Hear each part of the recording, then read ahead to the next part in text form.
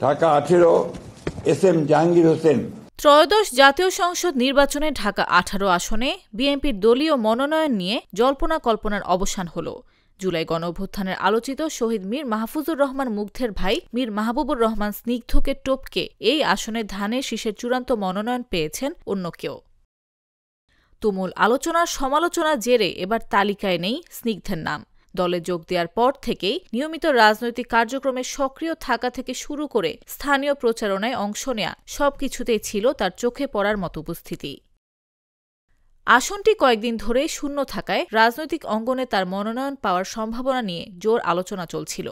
কিন্তু শেষ পর্যন্ত সব জল্পনা থেমে যায় বৃহস্পতিবার, যখন গুলশানে চেয়ারপারসনের কার্যালয়ে আয়োজিত সংবাদ সম্মেলনে বিএনপির মহাসচিব মির্জা ফখরুল ইসলাম আলমগীর নতুন ৩৬টি আসনের চূড়ান্ত তালিকা প্রকাশ করেন।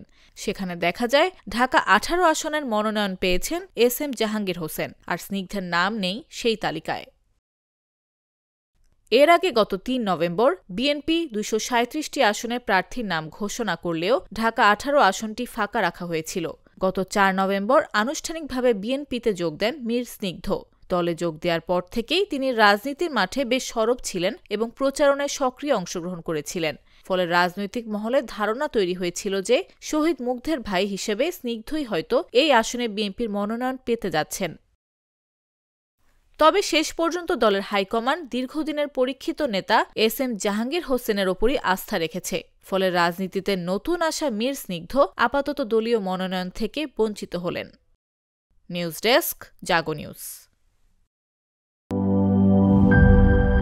সানবিট সব দিবে সামাল। সানবিট ম্যাজিক প্রেস ডিশওয়াশিং এর মাথা ঘোরানো সলিউশন।